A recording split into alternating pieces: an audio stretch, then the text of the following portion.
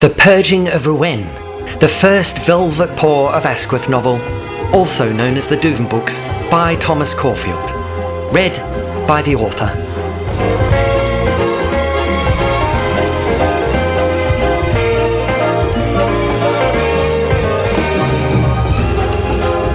Chapter 1. At the top of a parapet, an old cat kicked at a door, ground her teeth, and glared at a dog struggling up the stairs behind her. "Door!" she hissed when he arrived. The dog stumbled past and fumbled with its handle, apologising when the thing refused to cooperate. Beyond it, wind screamed through gaps and wrenched the flame of torch in his paw, which she shoved into hers to afford better grip on the door. The pajami's impatience boiled at being forced to hold the flames. "It's a door," she hissed. "It's not particularly complicated." "I know, but it's difficult because it's rusty and my paws are all shaky." "Did I ask for excuses?" "Well, no, but I thought it prudent." "You are lucky I do not remove your paws and staple them to this thing." She waved the torch in irritation. "Just consider yourself fortunate that I don't have a stapler." "I do, honestly. It's just that after all those stairs I'm rather puffed, you see, and this fluffing door..." "I'm not puffed." "No, of course you're not," he muttered, fiddling with the handle, and having no intention of pointing out that he'd been forced to hurry across several floors of castle while she'd merely waited on one bit lower down. He'd been forced to hurry because the animal who was supposed to meet the pajami had required a toilet urgently. Dire need of latrine befell many within the castle because the place stank beyond remark. So dreadful was its smell that the castle's latrines were the most sought-after rooms in it, primarily because they smelt better than the rest of the place. The castle didn't smell of mouldy, dank stone, but had a stench of manure that physically clawed. Its assault wasn't limited to sense of smell either, but battered all five in a manner best described as selfish. It was a reek so thick that it was akin to breathing cheese, a stink so debilitating that whiskers shriveled and fur molted.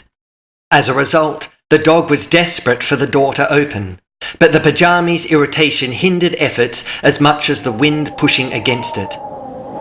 The pajami wasn't interested in excuses and growled at the dog that if he didn't hurry up and open the thing, she'd do something to him that wouldn't require a stapler. After another curse and a serious shove, the latch shifted.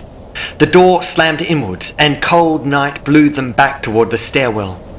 With a growl, the pajami thrust the beaten torch back into the dog's paws and strode from the parapet into fresh air, of which she took several relieved breaths. Around her, castle towers struck high at a night sky, their slurry of black sand glistening beneath starlight. Upon battlements, wind surged in howl around lichen-crusted stone, which had been gnawed soft and porous by countless wheels of season.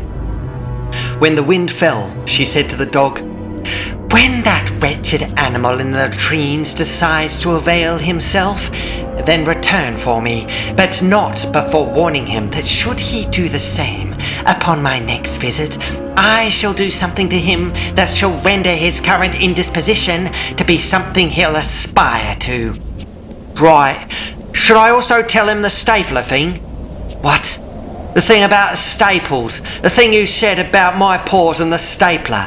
Should I say that to him? It might hurry him up. It certainly hurried me up."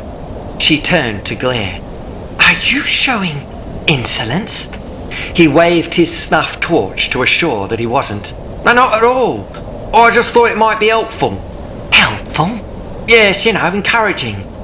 "I suggest you leave at once, dog," she hissed, "before I tear you apart and leave you in dire need of staples." After an awkward bow, the dog did so, though struggled to close the door despite the fiasco in opening it. In the end, he gave up and left the thing banging in the wind, which howled around its newfound orifice. Built when Rowen's shores were marauded by barbarians, the castle teetered upon a massive jagged line of blackened cliffs high above a thundering sea. Having lain quiet for centuries, it had slept a reprieve well deserved after years of resistance. And although times of valour had long since passed, its stance warned that, should the need arise, it would readily awaken to defend this beautiful edge of world.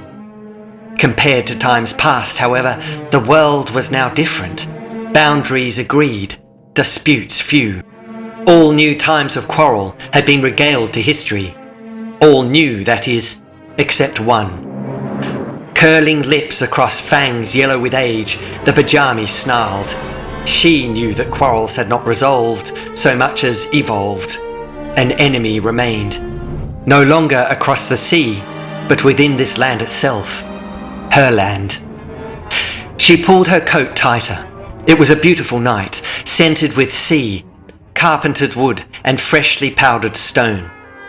When gusts lessened, remnants of day became apparent.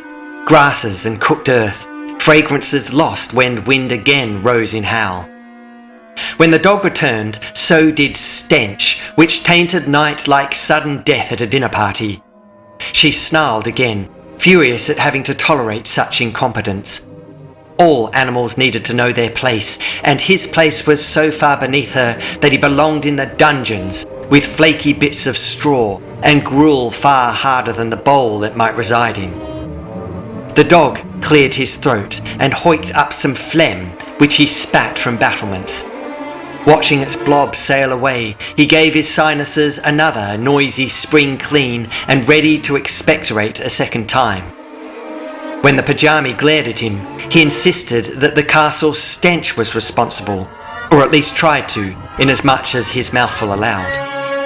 When she warned that should he continue, he'd expectorate teeth along with it, he swallowed instead. She took a final deep breath, strode past him and returned to the fetid warmth of castle. "Can we leave it open?" the dog asked, dabbing his mouth with a napkin. "What?" "The door," he said, indicating it. "Can we leave it open to let some of the stench out? Also, I'm not certain how easy it's going to be to close again, considering how strong the wind is. It's blown out most of the torches in the stairwell. I tripped on my way down and nearly snapped my tail off. I don't mind relighting them, you understand, as I quite enjoy setting fire to things." "I think you're forgetting why you're here," she growled. "Isn't it because I like setting fire to things?" "Being here isn't reprieve, dog. It is punishment. Do you understand?" The dog nodded, battling to close the door while holding a smouldering torch the pajami refused to. Winds screamed, furious at being cornered, until the door was latched. They descended the stairwell upon narrow blocks of stone and emerged on a walkway high above the castle's courtyard. Although wind was less, the noise was far greater. Hammering and sawing, nail and clanging reverberated through the place in a poorly orchestrated construction symphony's fourth movement. When a tool fell and clattered through scaffolding, the pajami growled, enduring the indignation of a queen forced to tolerate lackeys. Those responsible for the noise laboured not out of loyalty to her, but for the freedom she promised once their work was complete. When another tool fell, she deliberated over granting them anything of the sort. Although far from any queen, she was convinced her pedigree would show royalty where it traced back far enough. Certainly blue blood would explain her determination to rid this land of the wretched animals rotting it. They strode beneath scaffolding toward the castle's keep.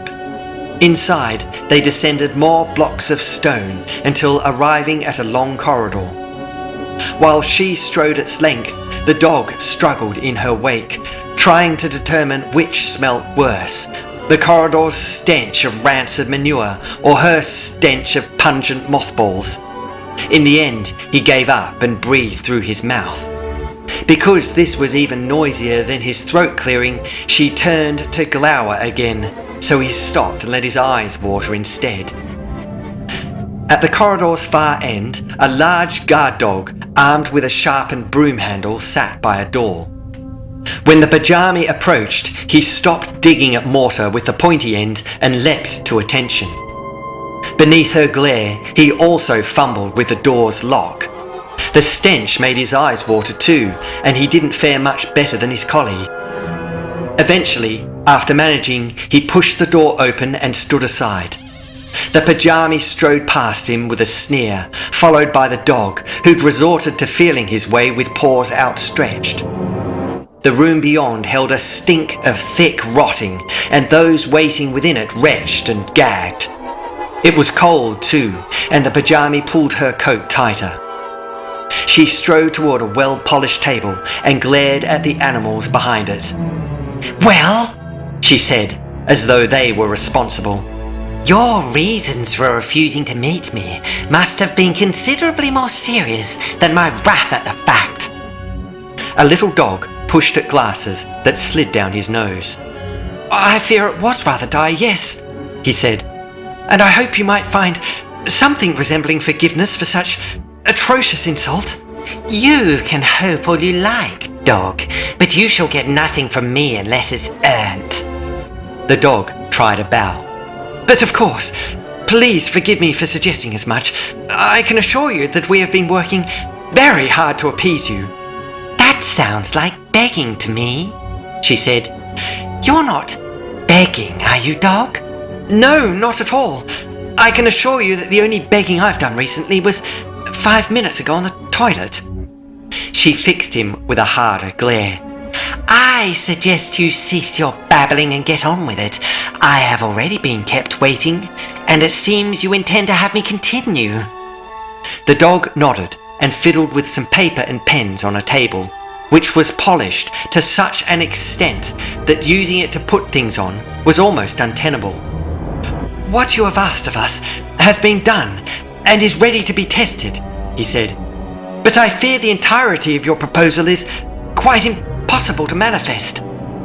When her glare hardened into the sort of thing that could bring down scaffolding, he turned to his colleagues for support, all of whom found the ceiling most intriguing. Left to fend for himself, the dog pushed at glasses again. "One flagstone is not too difficult to make collapsible," he said, "but to make the whole floor collapse is quite impossible. There's simply no way." "Do you know upon what we stand?" she hissed. Neither the dogs nor his colleagues dared move. "This fortress was hewn from solid rock by Paw alone, from an age when necessity defied the impossible." There was silence, other than a nervous swallow which squelched. "Are you telling me that despite the centuries since, you are unable to create anything similar?" Another nervous squelch was followed by, "It is not a question of competing with past techniques, the pajami, but rather of basic engineering principles." He indicated the papers upon the table, which were covered in drawings and dried tears. "As you'll recall, we have already discussed the extensive studies you requested, which show the castle's foundations reside upon a hollowed-out cliff.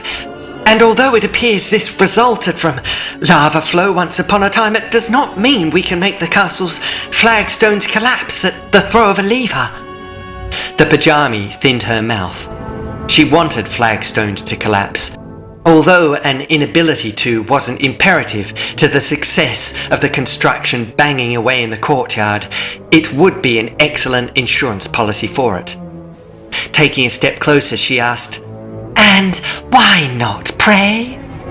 After another swallow, he said, "Because if you collapse even one portion of the castle floor, this entire keep would be rendered unstable and compromise everything that you've been working towards." "Well, here's a suggestion, little animal. Perhaps you could arrange for only part of the floor to collapse." The dog glanced at his colleagues, who shrugged while still staring at the ceiling. "Well, it may be possible," he said, "but only in one corridor, and it would require careful selection of flagstones, ones that weren't structural." She leant closer. "See? It doesn't take a great deal of initiative to initiate initiative, does it?" After another squelch, he shook his head.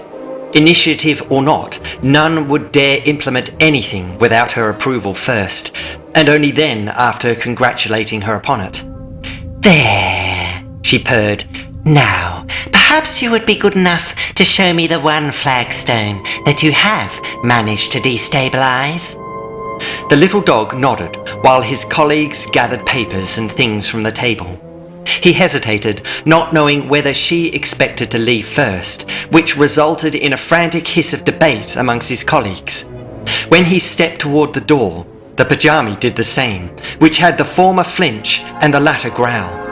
In an attempt at remedy, he pretended to give way before realizing the door remained closed, which he begged his colleagues to rectify before the gesture went from awkward to downright punishable. Their pantomime left the pajami marching to the door and bashing upon it. When it opened, she barreled past the guard, growling obscenities about staples which she vowed to use on them collectively to integrate them into the scaffolding arrangements outside. In a large and imposing hall, the entourage fanned out into rehearsed positions. At its centre was a vast table surrounded by a legion of chairs. A huge fire roared in a hearth and bathed everything in bronze.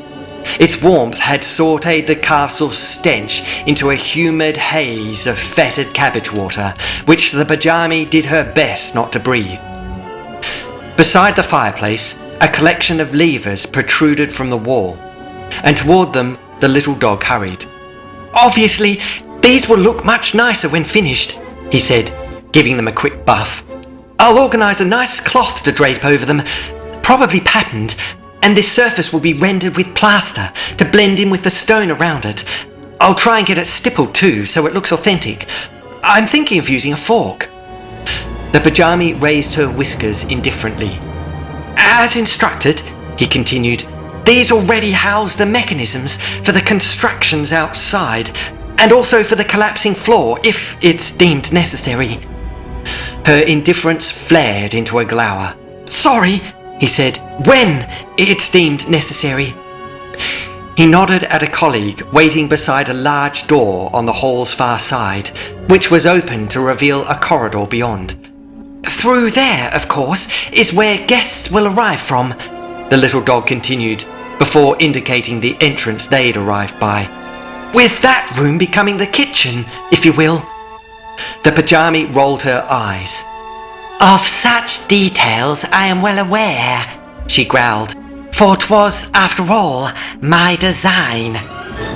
Pushing at glasses, the little dog apologized, realizing he'd better get to the point before she stabbed him with one. He nodded at a colleague who pushed a large block of stone into the corridor before hurrying back to the others. Choosing a lever, the little dog said, "Because of the disinfectant brewing elsewhere, might I suggest you cover your nose, the pajami? Because what lies beneath, as you can imagine, is not at all pleasant."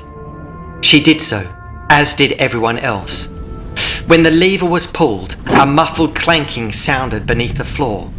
In the corridor, dust puffed from beneath the block as mechanism shifted further. A thud shuddered through the hall when a flagstone collapsed, leaving the block of stone to plummet from view. From the space left behind, a green fog appeared and rose from hidden depths to billow across the floor. Intrigued, the animals peered at it before the flagstone clacked back into place. With a smile, the pajami said, "Excellent! That is exactly what I want. And now you shall do the same with as many..." She stopped when noticing the swirls of fog creep upon those watching, one of whom changed colour to such an extent that he appeared to change breed.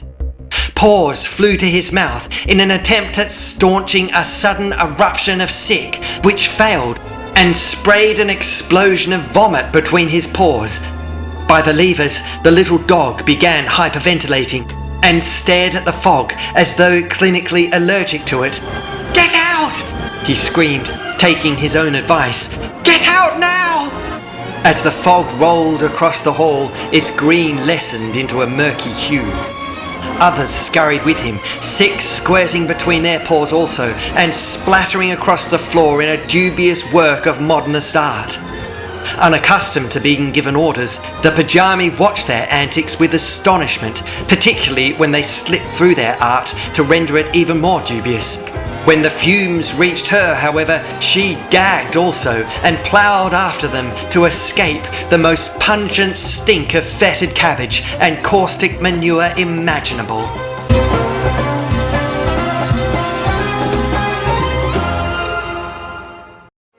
Thank you for listening to The Purging of Rouen, the first Velvet Pour of Asquith novel by Thomas Caulfield. Editing by Stephanie Mills. Music by JCMP. Engineering by Michael Teo and produced by Andrew Cameron. Visit velvetpourofasquith.com to learn more about the books and thomascaulfield.com for a vague overview.